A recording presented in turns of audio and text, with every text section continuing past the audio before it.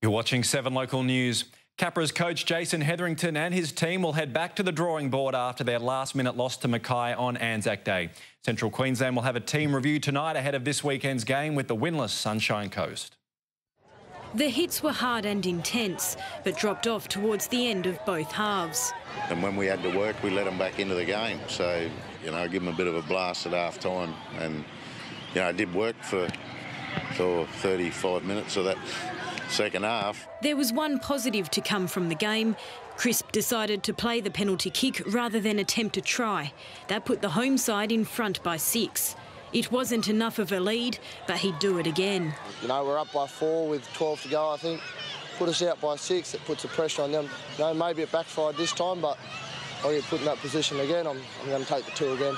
The third home game in a row should have been a huge advantage in the Capras' climb up the ladder, but instead it's left the coach seeking answers from his players. We've got to learn from it, but I seem to be saying a bit too much. Like losing that sort of game, it's got to hurt. It's got to hurt the players. They've got to feel it.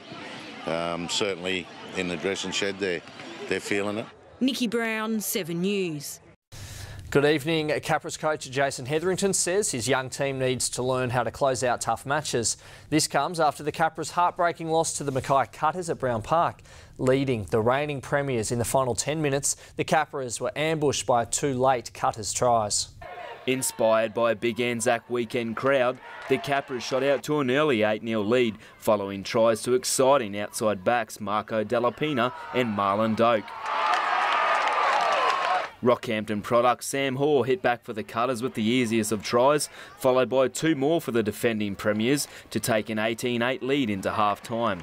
Boosted by the return of key playmaker Brent Crisp, the Capras struck first in the second half with a long-range effort by Smith Semow.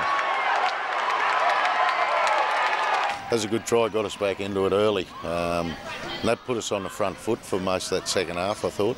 After slotting over the conversion, Crisp then laid on a try for fullback Reece Baker, and the Capras were back in front 2018.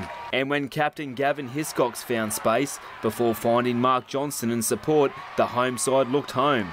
But the Cutters landed the knockout blow with 3 incredible tries, with former CQ stars Chris Gesh and Josh Benjamin playing a leading hand. It's nail-biting. It shouldn't have come to that. I think we were better than that, but we've let them. You can't give Capras a start like they did. Cutters coach Kim Williams praising his team's never-say-die attitude, while Hetherington left Taru the one that got away.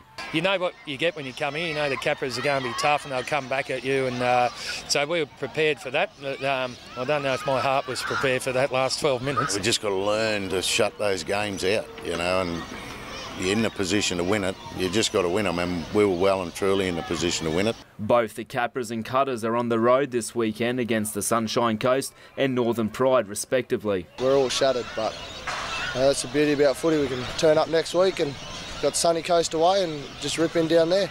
Aaron Kelly, Win News.